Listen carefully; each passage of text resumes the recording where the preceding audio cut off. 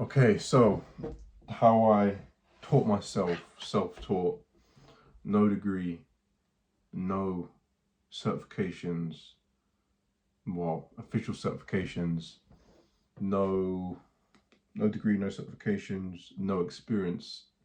I became a data analyst without any of those. And how you can do the same. It doesn't even have to be with data analytics, it could be with any skill.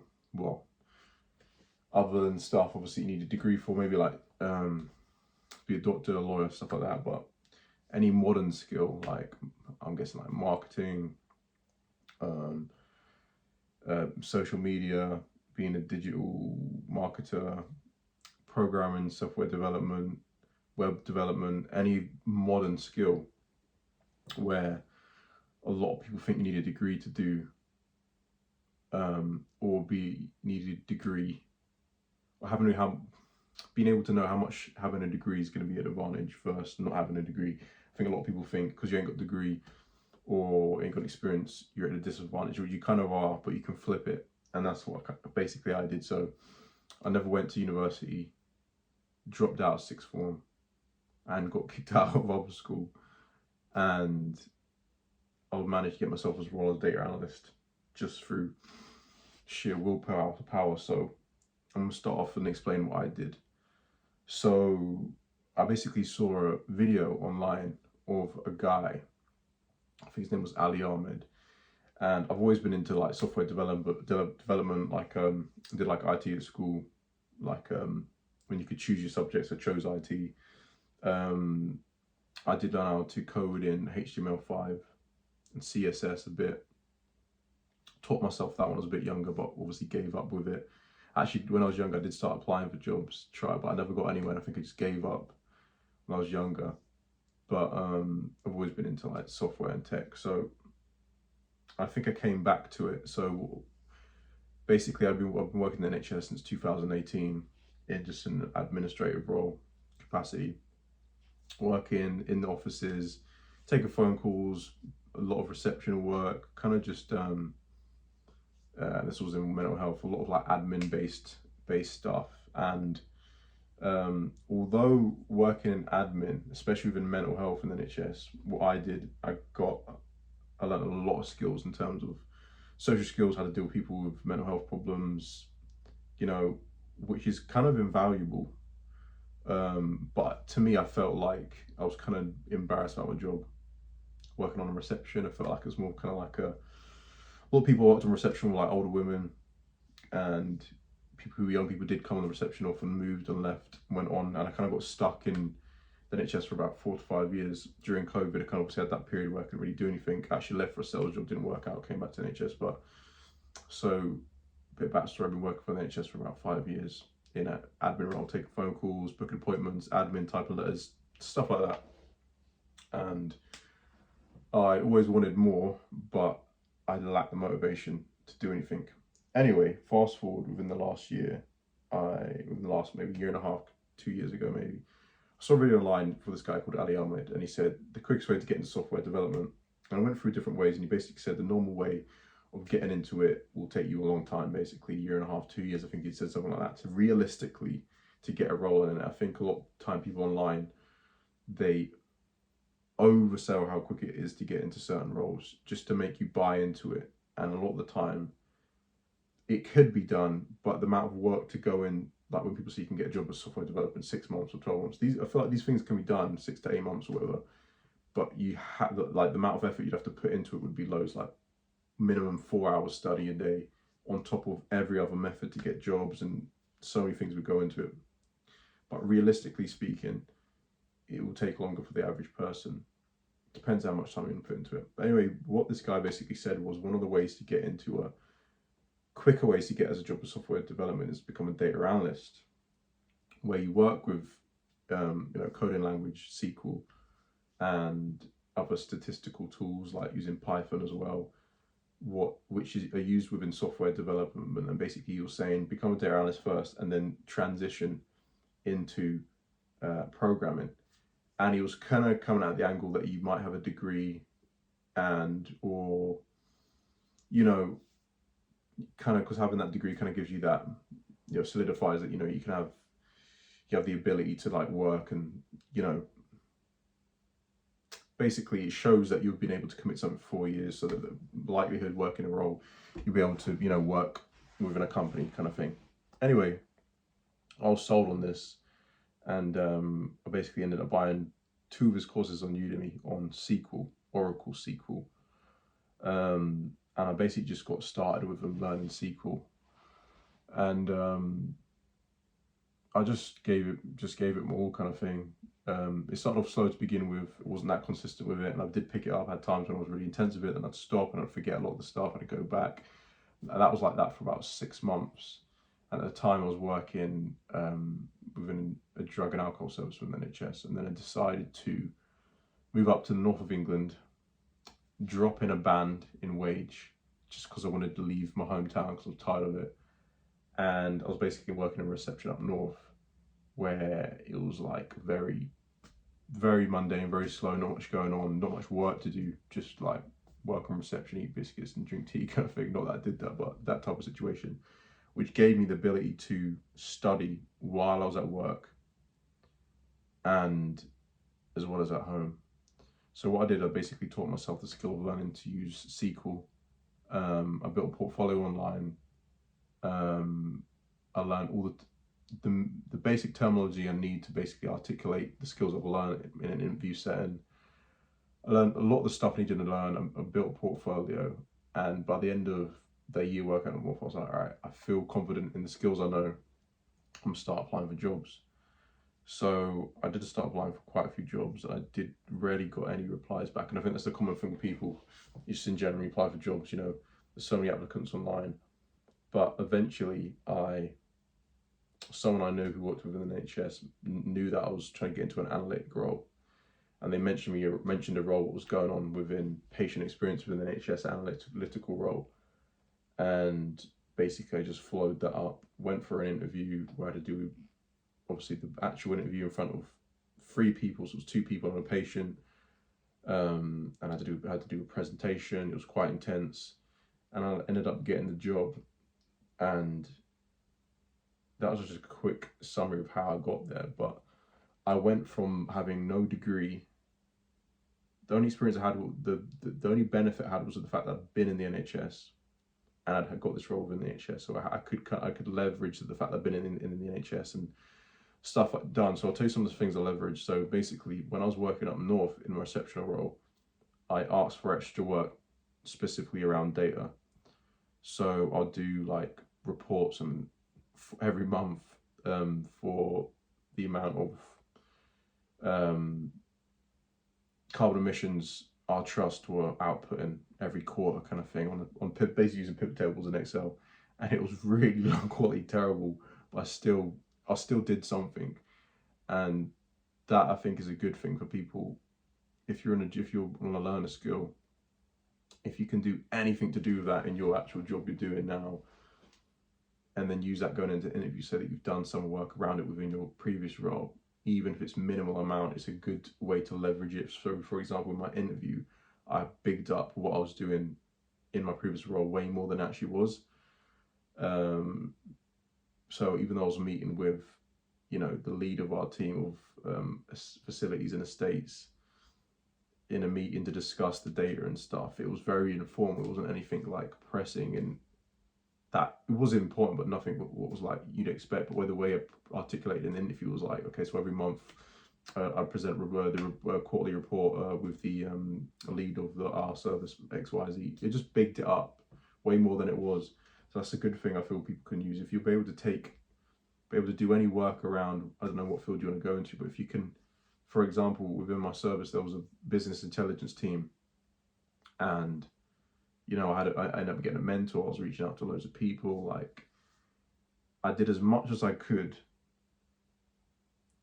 which I could reference back in the interview to show my willingness. So this video's a bit not really structured, but what I'm getting at is you can get into these fields without having any formal education.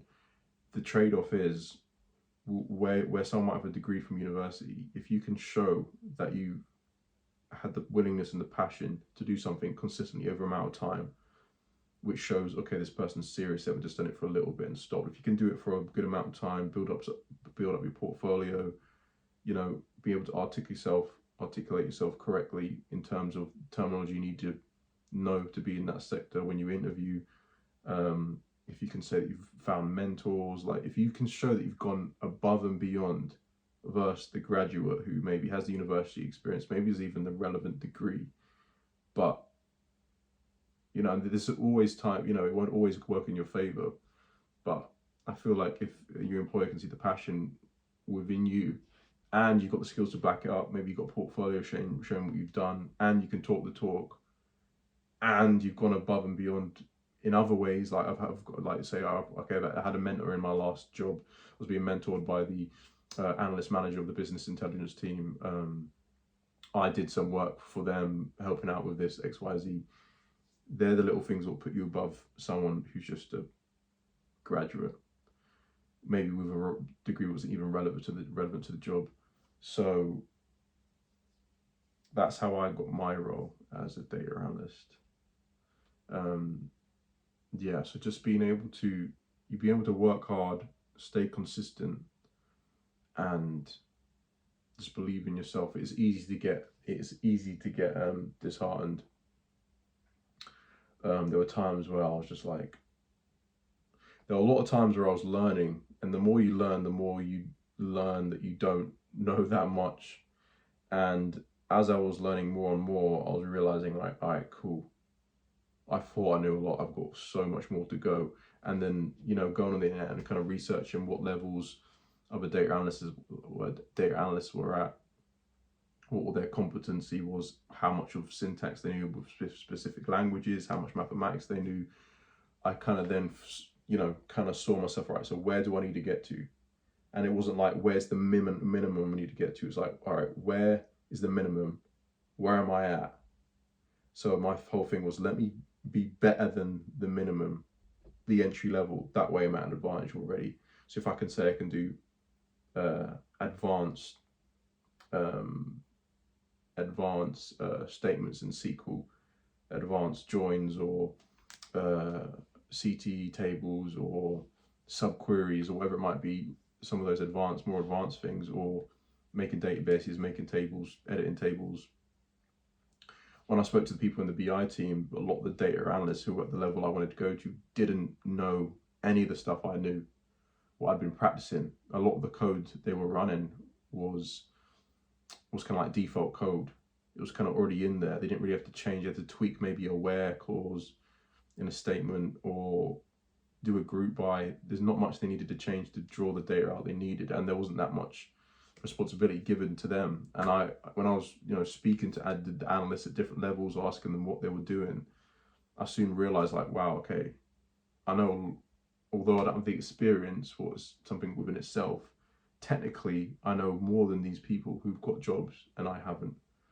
So that kind of gave me the confidence to be like, all right, cool, I know that at this level in the NHS they have data analysts who know this amount of information, they do this type of thing, and I know more than that, and I know I'm competent in other things as well. Okay, cool, that's giving me the confidence now to say I can do that job. I just got to be able to communicate that. So I think that's another one, being able to educate yourself to a standard better than maybe your position might be. So maybe like a graduate who has a degree, because then you have, okay, not only do you have, okay, you've shown them that you're passionate, you've got the portfolio showing your skills or whatever else, but if you can show that you're at a level above, or you're overqualified, then it's even putting you more at an advantage. So getting all the skills down, solidifying them, getting down 100%, no half-heartedness, just like 100% down. That obviously gives you the confidence. And then I'll just touch on this last, and this is really just an informal video, and I want to do a video more detailed, way more detailed on how I got this and how I'm going to approach getting my next role in the future. Is being able to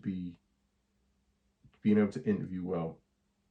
And I've always been able to interview well, and it's a hard skill for some people, and I know although I can interview well, I find it hard to speak in groups, in front of people on teams. What I'm starting to learn now in my analyst role, I have to present reports, basically. It's another thing people think that in data analyst roles that you're just stuck in a room writing code and just, drawing data out and writing reports, whatever. The reality is a lot of the time you're going to have to communicate what the insights you found. I'll speak to my colleague about this, who's actually, she took psychology at university, and I've basically took her on. She's gone up, and someone who had a degree, and obviously I've gone into a position I don't have a degree. Everyone in the team I work with has got a degree other than me.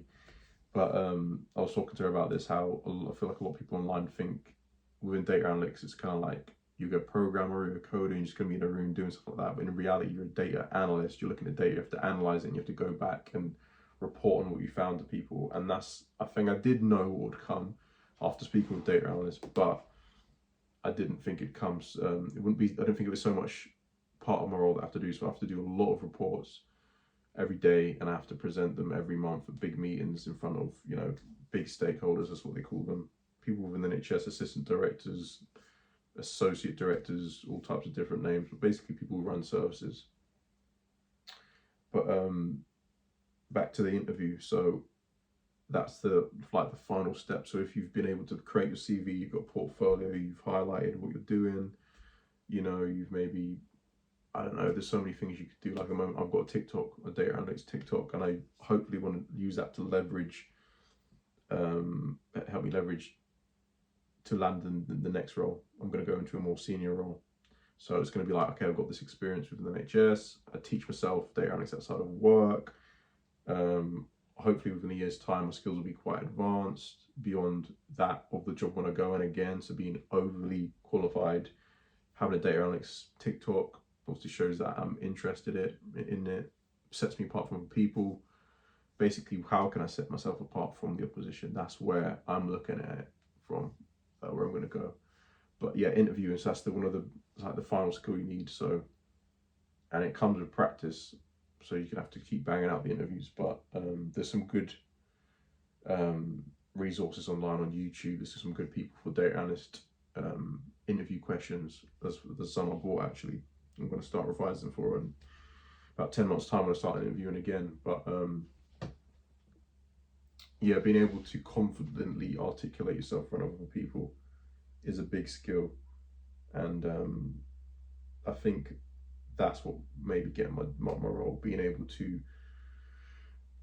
articulate myself in the interview and really convince the people I'm talking to that I know what I'm talking about, one, that I care about what the job's about, and show that I have an understanding about it, not just about what I'm going to be doing, but a deeper understanding of how the work I'm going to affect people, affect the company, or within my case NHS, the patients